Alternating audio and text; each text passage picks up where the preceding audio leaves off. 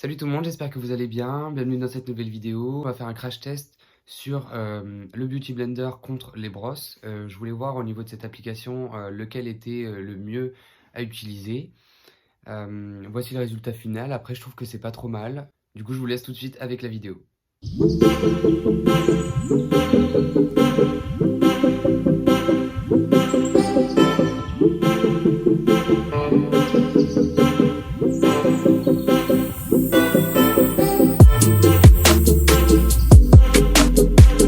Du coup, aujourd'hui avec vous, je voulais venir tester ces brosses-là au niveau de cette partie de mon visage pour voir en fait ce que ça donnait au niveau de l'application de l'anti-cerne, du fond de teint, voir de l'autre côté ce que ça donne au niveau du blender pour savoir à peu près lequel des deux, on va dire, est le mieux au niveau de cette application.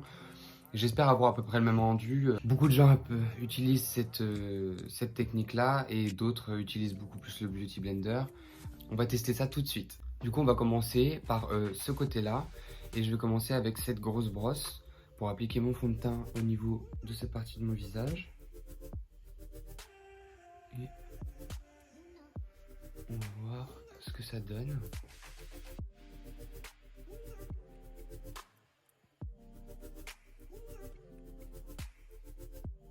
Je trouve que c'est un peu bizarre, ça s'est un peu agglutiné, on va dire, le fond de teint au milieu.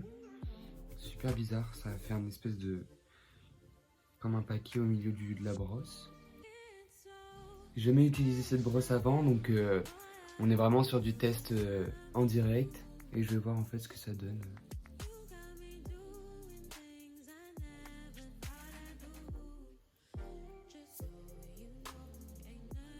Là, ce que je trouve, c'est qu'on va pas assez bien dans les zones au niveau de la démarcation de mon visage. Là, je sais pas si ça va bien marquer au niveau des côtés. Ça va bien estomper le fond de teint pour éviter que ça fasse vraiment la démarcation.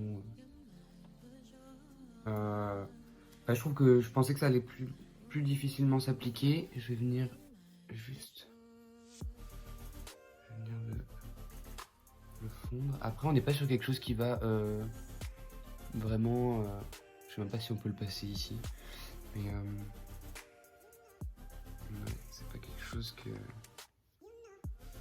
dont je serais super fan. En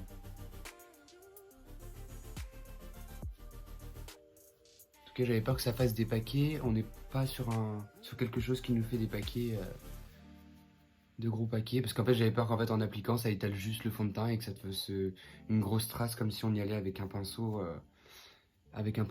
classique. Et en fait, non, ça va. Ça va, ça va. Et du coup, là, ce que je vais faire, je vais venir appliquer avec le Beauty Blender de ce côté-là. Et on va comparer déjà au niveau du teint ce que ça donne. J'ai une meilleure facilité d'application, sachant que c'est ce que j'utilise tout le temps.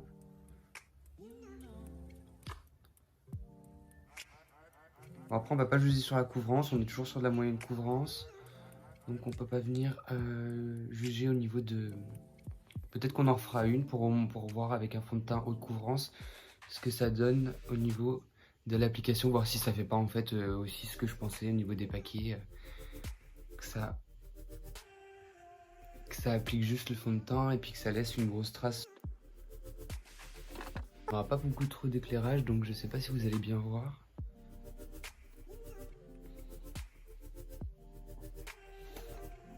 Après, peut-être la différence aussi, c'est que avec le Beauty Blender, je viens beaucoup plus travailler. J'aime bien travailler le teint pour que ça fasse plus naturel.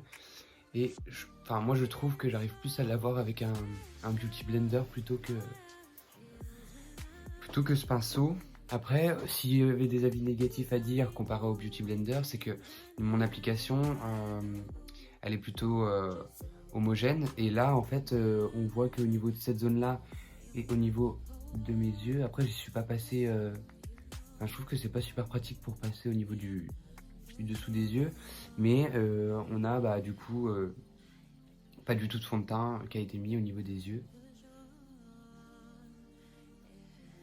J'ai pas envie de m'irriter ou parce qu'on est sur une grosse brosse.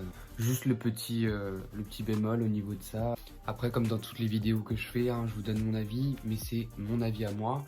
Après, ce n'est pas un cas général, hein, c'est juste moi au niveau de mon ressenti ou de mon application. Enfin, au niveau de comment je me maquille et pour moi c'est plus pratique que pour l'instant avec le Beauty Blender. prendre pour ce côté-là, je vais prendre cette petite brosse. Je vais essayer d'étaler mon correcteur avec cette brosse et voir ce que ça donne du coup. Donc on est parti. Hein.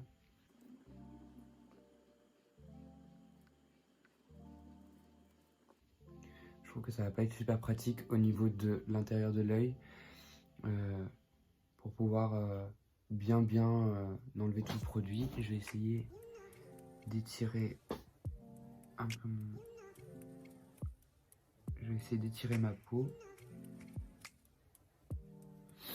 Non, c'est pas du tout pratique. Je trouve qu'en fait on étale plus qu'on estompe et puis qu'on... J'aime bien aussi au niveau de cette séparation là que ça se fonde un peu.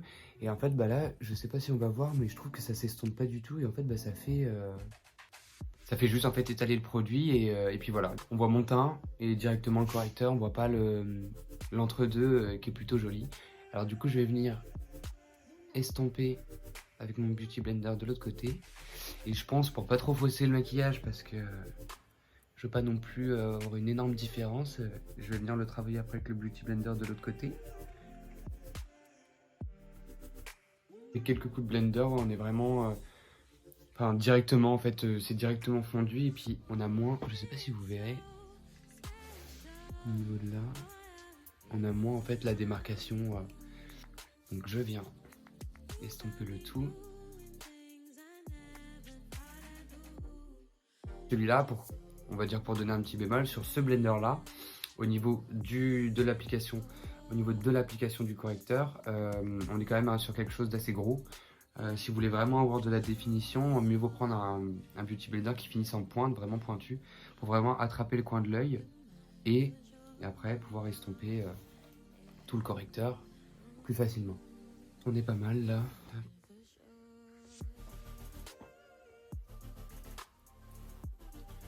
Je vais finir quand même de faire ça parce que ça va me gêner. Alors, je trouve que le rendu, du coup, au niveau de l'application, en ayant testé ces deux-là, bon, celle-ci, du coup, j'ai pas testé vu qu'en fait, je pense qu'il faudra avoir des crèmes contour pour vraiment voir ce que ça donne. Pour avoir testé, du coup, ces deux-là, je trouvais que, ouais, au niveau de l'application, comparé au Beauty Blender, on n'est pas... Enfin, je préfère le Beauty Blender en tout cas. Pas sur quelque chose, on va dire, qui va révolutionner le monde du maquillage. Mais après, je connais des gens qui utilisent vraiment quotidiennement ces brosses-là et qui sont pleinement satisfaits de l'application.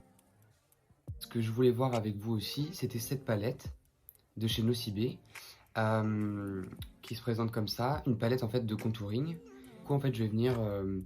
jouer en fait avec les différentes teintes pour pouvoir en fait créer un effet un peu plus travaillé sur mon visage et pouvoir avoir en fait des zones claires et des zones sombres assez délimitées. On va voir ce que ça donne aussi.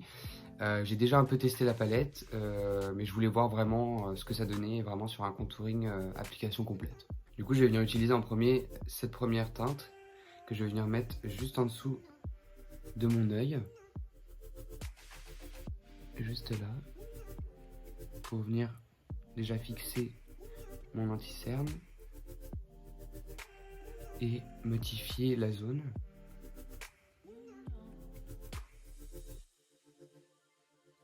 En fait, je voulais le travailler aussi avec cette teinte là que je voulais mettre juste en dessous. On est sur on est sur un jaune sur cette teinte là et celle-ci un peu orangée mais limite pailletée. Et c'est vraiment juste pour donner, en fait, avoir une première base qui est super claire.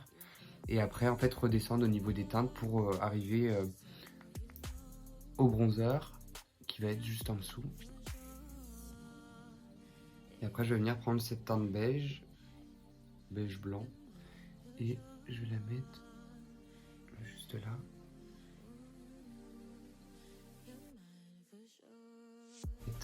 Je vais venir mettre cette teinte là juste ici.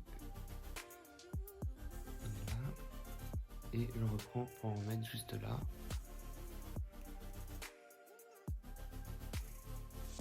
Après du coup je vais reprendre un autre pinceau et je vais venir prendre la teinte la plus claire du foncé. Je vais venir l'appliquer sur les zones en fait où je veux qu'il y ait de l'ombre.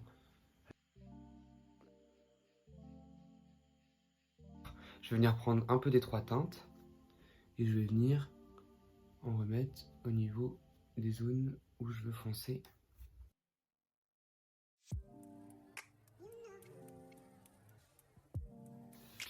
Et un petit peu au niveau de mon nez. Je vais appliquer mon baking à la fin, vraiment pour pouvoir avoir cette définition du visage bien tracée. Là, voilà, pour moi, du coup ça m'a permis de me confirmer ou de me conforter dans mon choix au niveau du Beauty Blender. Au niveau de l'application, je trouve que ouais, c'est vraiment quelque chose de plus sympa à faire. Et puis voilà, pour pouvoir bien le travailler, bien travailler son fond de teint, je trouve que c'est le meilleur outil. Après j'ai repris aussi au Beauty Blender, mais je trouve que ça va. L'application après n'est pas non plus c'est pas non plus compliqué comme j'aurais pu le penser, parce qu'au départ je me suis dit oula, ça va donner un rendu vraiment bizarre, mais là du coup non, ça va. Je trouve que le teint est pas trop mal. Du coup je sais pas si vous verrez, on est sur quelque chose qui est à peu près similaire, juste voilà, pour finir ce crash test et cette application, les brosses contre le Beauty Blender, je trouve que vraiment le Beauty Blender c'est l'outil indispensable. N'hésitez pas à me dire si ce crash test vous a plu. J'essaierai de vous en faire quelques-uns dès que je trouve des similitudes sur certains produits ou certaines applications qui me plaisent plus ou moins ou que j'ai jamais testé. Si vous avez aimé la vidéo, n'hésitez pas à mettre un petit pouce bleu et je vous dis à très vite.